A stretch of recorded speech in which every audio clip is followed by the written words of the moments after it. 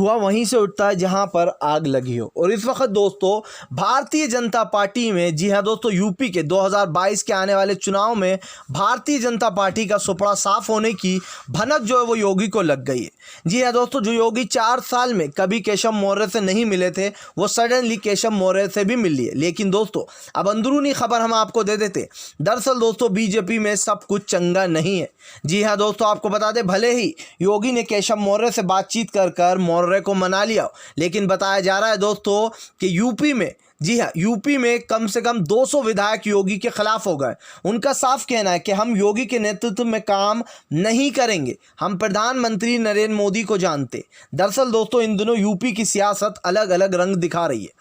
जिस केशव मौर्य के घर दोस्तों पिछले 4.5 साल से सीएम योगी भटके तक नहीं थे, परसों अचानक वो उनके घर पहुंच गए थे, जो कि मैंने आपको बताया भी था। लेकिन बात यह है दोस्तों कि भले ही सीएम योगी केशव मौर्य के घर 4.5 साल बाद खाने पर पहुंच गए, लेकिन दोस्तों अब आप एक बात समझिए कि फिलहाल यहाँ का जो माहौल है वो अब बिगड़ चुका है। उत्तर प्रदेश में एंट्री कराई गई है ओवैसी की।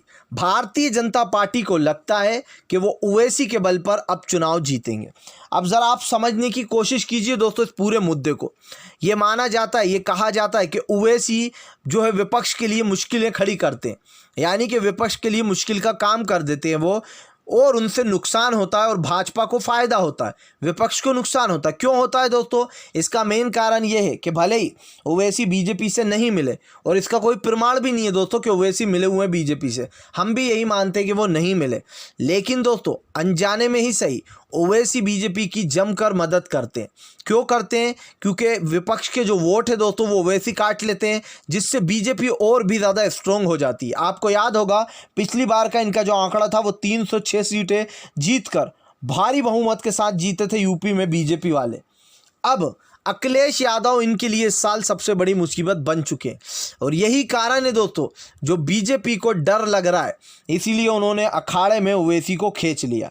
जहां एक तरफ ये सब कुछ चल रहा है तो वहीं दूसरी तरफ दोस्तों आपको बता दें यूपी में सियासत इसलिए भी गर्म हो गई है क्योंकि हम आपको बता दें इस वक्त दोस्तों वहां पर अलग अलग रंग आपको देखने को मिलेंगे, क्योंकि अब सीएम योगी के खिलाफ ही 206 विधायकों ने मोर्चा खोल दिया है। विधायकों का साफ कहना है कि फिलहाल सीएम योगी के नेतृत्व में काम नहीं करेंगे। इसका कारण ये है दोस्तों कि सीएम योगी का बर्ताव उन विधायकों के साथ सही नहीं है।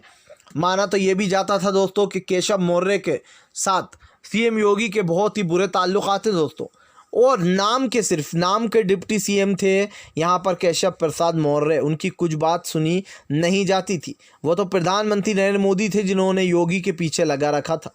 लेकिन अब जब योगी को मोदी की 2 टुक मिली तो योगी ने केशव मौर्य से भी बातचीत करना शुरू कर दिया। सवाल ये नहीं है दोस्तों कि फ़िलहाल मौर्य और योगी के बीच में सब कुछ ठीक कराया गया है प्रधानमंत्री द्वारा। सवाल ये है कि आज भारतीय जनता पार्टी को जब अपनी हार सामने दिखाई दे रही है तो वो किस तरीके से गिरगिट की तरह रंग बदलने में माहिर हो गए। सोचिए दोस्तों, ये वही लोग हैं जो एक दूसरे से नज़रें नहीं मिलाया करते थे। आज उन 200 विधायक जिन्होंने योगी के खिलाफ मोर्चा खोला है, अगर वो दोस्तों अभी अपना इस्तीफा दे देना तो अभी यूपी की योगी सरकार गिर जाए। लेकिन दोस्तों विधायकों को मनाने की कोशिश की जा रही है। प्रधानमंत्री चाहते हैं कि सब कुछ ठीक हो जाए। भाई बंगाल की तरह मेरी फजीयत यहाँ पर भी ना हो जाए। बंगाल में जिस तरीके से ममता बनर्जी ने पूरी की पूरी बीजेपी को ख़त्म कर दिया, इसको लेकर प्रधानमंत्री नरेंद्र मोदी डरे हुए हैं। उनको लग रहा है दोस्तों कि फ़िलहाल कहीं ना कहीं यूपी में भी हमारा वही हाल ना हो जाए जो कि फ़िलहाल हमारा बंगाल में हुआ है। जी हाँ, और याद कीजिए दोस्तों वहाँ पर भी हिंदू मुसलमान वाला जो एक थीम है इनका, बेसिकली मुसलमान और हिंदू वो उठाकर ही वोट करवाए गए थे, जहाँ पर बार बार ममता बनर्जी को ये कहकर कहा गया था कि फ़िलहाल ममता बनर्जी जय श्री राम का नारा लगाने में शर्माती हैं और अल्लाह अकबर बोलने में उन्हें कोई प्रॉब्लम नहीं है। लेकिन उसके बाद भी सोचिए दोस्तों, हिंदुत्व का जो जादू है वो यूपी में, वो बंगाल में बीजेपी का क्यों नहीं चला?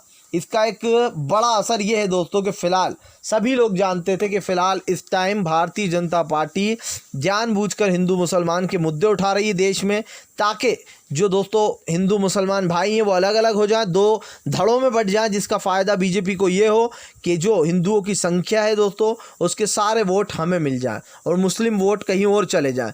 इससे विपक्ष का नुकसान होगा, भारतीय जनता पार्टी का फ़ायदा होगा। तो अगर आप भी चाहते हैं कि बीजेपी का सफाया हो दोस्तों यूपी से, तो एक मत में एकजुट होकर आपको वोट देना होगा। भले ही आप मुस्लिम हो, हिंदू हो, आपको ओवैसी को इग्नोर करना है और एक ऐसी पार्टी को चुनना है, सेकुलर पार्टी को, जो कि दोस्तों आपको सही इंसाफ दे यूपी में। चाहे आप कांग्रेस को चुनिए, आप अखिलेश की पार्टी को चुनिए, किसी को भी चुनिए, लेकिन सही पार्टी को चुनिए।